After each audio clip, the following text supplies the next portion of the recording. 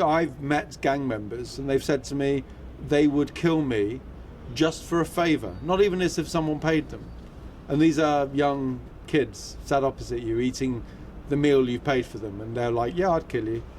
It means nothing to me. I met one guy who killed 80 people. And when you see life that cheap, you have to respect what the local journalists and fixers who help you in your research say.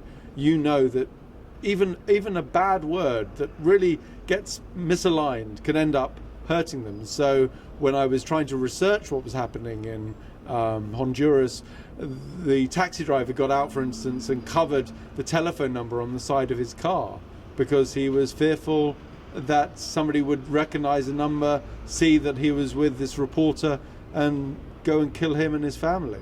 And life really is that cheap. I think once you've killed one person, 10 people, 20 people, the actual process of killing somebody becomes distant. And I think the gun has a very real impact in that process, because when you're a 12-year-old or 15-year-old and you've been sent to target and kill somebody, the process of killing is not the intimacy of the knife, it's the mechanical distance of the trigger on the finger. And that distancing, enabled by the gun, both physical distancing and also the simple mechanism of just doing that, means that taking a life is very easy. And I'm pretty sure that it would be very difficult to stab and murder 80 people if you had only a knife. I think you would really begin to feel the acute intimacy of death, whereas the gun, bam, bam, move on. And I think you see it in their eyes. And it's interesting that when they talk about their work, they do so in a very kind of offhand, cold, matter-of-fact way. And simultaneously, they also they worship, they call the beast, this sort of devil-like character. And I think there's a sort of a diabolic intent and almost a belief that they're so far off the page of being good that they might as well be as bad and evil as they possibly can. And so in Mexico, for instance, they love the figure of the Day of the Dead. They worship the female Santa Muerte, who's the saint of death. And this kind of veneration of death is deeply rooted in the cultural response to death. And I think it makes their killing and their actions easier for them to swallow. The thing that really struck a lot of journalists I spoke to in Honduras was just the grotesqueness of how death had transformed over time. And it's almost as if there was a carnival of death. So you got situations where bodies were propped up and put in awkward poses by the killers. There was one journalist I spoke to who took quite a lot of delight in showing you a before and after picture. So he had a nice picture of the person when they were alive and happy, and then had a picture of them on his phone where they were naked and murdered. There was a lot of work done by the killers in ensuring that the bodies were displayed in poses that strongly suggested they had been tortured. So one of the things the journalists would tell me is that people's arms would be tied behind their backs and their ankles tied together and a cord around their neck, so when they leant forward it would begin to choke them. A lot of bodies were put in bags. A number of people were beheaded, and beheading was a very common practice. The Central American violence, though, is less theatrical than the Mexican violence. And Mexican violence is truly grotesque. It's bodies with Santa Muerte carved on them. They're put in macabre poses. There was one case where there was a field found with 12 scorch marks in a round circle. And the 12 scorch marks were 12 heads that had been burnt from decapitated bodies. And it's very common in Mexico for you to see bodies being hung from overhead bridges across motorways. And the roads are littered, particularly around Ciudad Juarez, which was the second most dangerous place in the world. The roads are littered these pink crosses, and the crosses are the finding places of dead women who have been walking home from the factories at night. They've been picked up, raped, murdered, mutilated, and left out for the birds. And it's this kind of grotesque representation of bodies. It's almost as if the killers want to outdo the last killer and make it even more infamous, the death. So you've got bodies, you've got people being boiled alive in cauldrons. They call it the stew. You've got situations where people are forced to kill somebody else and then are killed themselves. I mean, they kind of almost sitting down working out, how can I make this death more terrible, more concerning? And terror is the absolute essence of what they're trying to achieve, because they are terrorists, these drug gangs. They're just like ISIS, but we don't frame them in the same way because ISIS are underpinned by an ideology. But don't get me wrong, these drug gangs are underpinned by an ideology, and the ideology is a capitalist one. They just want to get rich. And they get rich through an absolute stamping down of power, and power through social media videos that show how grotesque their murders can be. And it's through those videos they disseminate a level of fear amongst the local population that is profound. And it silences critics. It makes journalists look the other way. It makes politicians too fearful to actually respond to it. And it makes law enforcers powerless to really address the level of authority some of these gang members have, particularly in the northern states of Mexico. What shocked you most during your research of statistics of guns and weapons in the world? Maybe you can give some examples. Well, I think the shocking thing really is the insidious nature of gun violence. So around 500,000 people are killed every year. But when you say the word 500,000, people go, well, 500,000, it's just a number. It doesn't really connect with us. But when you get on the ground and you see the ripple effects, like a pebble on a pond, the insidious ripple effects that guns cause when a brother is killed or a sister is murdered, a wife is shot, you suddenly realize that actually guns have a terrible long-term effect that can not only impact those immediately there and then, but let's say you've got a spinal injury, the rest of your life is in bed. Let's say your father is killed, you grow up without a father, and that affects your psychology and then your children's psychology. So the ripple effects of that singular moment of a trigger being pulled has a resonance that goes far beyond knowing. That's the one thing. The other thing that I found particularly concerning is that journalists tend to report on those who are killed. We have this fetishization of the dead. And yet the gun, more often than not, just injures. But we don't really report on the number of people injured. So we talk about 500,000 people killed every year. I mean, in the US, 30,000 people shot and killed every single year. And yet what we don't talk about is the number of people shot and wounded. And when I began to dig and dig and dig, I found actually in America as many as 9 people are shot and wounded every year as shot and killed.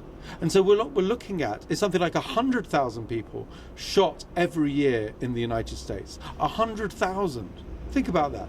Think about that deep consequence and what those ripple effects done. The number of hours of labor lost, the number of relationships shattered, the number of lives cut short through disability. I mean, these kind of hidden, insidious and unknown statistics I found most compelling. And when you really get on the ground and you go to areas where the gun is dominant, you find that it absolutely transforms the geography of a place. In Central America, for instance, people live in abject fear of the continual presence of armed violence. And so their homes become mini fortresses. They shutter themselves up and they live behind railings. And this sort of low-level impact of the gun, not big headlines, but the sort of unknown impact of the gun, to me, was the most compelling. In places like Honduras, where San Pedro Sula is the most dangerous city in the world, where you have something in the region of 173 people every single year per 100,000 being killed, and in Britain it's around 1. So 173 people per 100,000 being killed every year in this city, where you go to the morgue and there's around 6 dead bodies on the slab every single day, you suddenly realize that this sort of violence becomes normalized. And one of the most concerning things is what that has created is a kind of a curious ecosystem. So when you begin to interview people in San Pedro Sula, you realize that guns have created a very healthy income for funeral directors. And when you go to the morgue, outside it are men with coffins just ready to make money off the grieving. You realize that there's an entire industry of pathologists working there. You realize that there's gun sellers. There are people who live and thrive off like vultures off the carrion of the dead. And that kind of economic feasting off the violence, to me, is both disturbing but at the same time macabrely compelling. And I spend a lot of time with people whose job it was to wash the dead, to bury the dead, to work with those families who are grieving. And then you go and meet the criminal gangs, and to them having a gun is like almost a birthright. In order for them to survive, they have to have a gun. And the gun is so present in their lives, and they accept so vociferously that their life will almost be ended by a gun, that they end up doing things like tattooing their entire faces, because they say, I'm a member of a gang and my life will be short, so I won't be an old man with a tattoo. I'll be a young, handsome man with a tattoo, but my life will end when I'm 30. And that acceptance of an early, shortened death then transforms everything. People live incredibly intensely. Women have babies at 16. The men live as if their days will be their last. There's fiestas constantly. They're drinking a lot. They're taking lots of drugs. Life is brutal, harsh, and short. And you don't, and everything feels compressed. And yet, ever present, like a lurking black shadow, is the gun. Why it is so, and why there are no any changes? It has been always like this. It has this ugly intersection between the drugs made in Peru and Colombia in the south and Bolivia coming up to feed the North American drug habit. And then of course you have North America, which is the greatest producers of guns on the planet. Around 40% of all guns in the world are in America. They have 300 million guns there. And it's most notable when you go to the frontier between America and Mexico. And there's just this constant flow, around 500,000 guns coming south of the border every single year. And that to me is an insidious black market trafficking that is absolutely fueling Central American violence. 80% of American gun dealers have said that to some degree their business relies on the transference of US weapons to the south. So it is part of the gun economy. So I do blame the American right to bear arms for fueling Central American violence. If you look at the Department of Defense since September the 11th and look at how many guns it has bought, you would find that they have issued around $40 billion worth of contracts just to buy guns. We're not talking aircraft carriers here. We're not talking big airships. We're talking guns. $40 billion worth of contracts. And when you dig into that, you actually also find that they've spent $230 million on buying AK-47s. Now, this is the American government whose soldiers use M16s. They don't use the AK-47. What is the American government doing buying AK-47s? Well, they buy these AK-47s and they've given them to the Iraqis and the Afghanis. And those weapons have just gone missing and have definitely ended up partly in the hands of ISIS and the Taliban. So has American foreign policy and their decisions to purchase guns like their toys or like their sweets in the sweet shop influenced and impacted the violence of the Middle East? Absolutely, unequivocally. Their policy that they can export democracy at the end of a gun is absolutely flawed, and we've seen the consequences of that process in the Middle East now. The Middle East is now aflame with gun violence.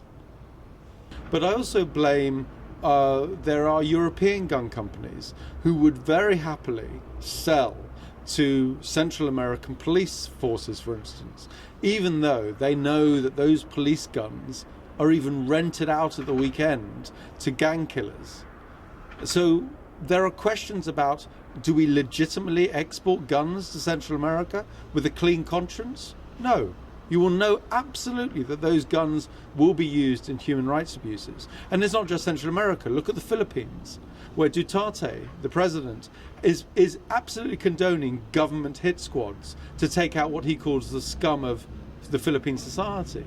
And yet, when you look at this, you suddenly realize that Austrian manufacturer of handguns, Glock, for instance, has quite merrily sold large numbers of handguns to the Philippines. Now, does Glock think that their guns will never be used in human rights abuses? Of course they know that they will be, but they don't care. Because one of the conditions of the modern era is that we live in an age where the manufacturer produces something in one place, markets something in another, and sells something to something else. And so we're distant from the consequences of our actions. Does a gun manufacturer ever get held up at gunpoint? Not really.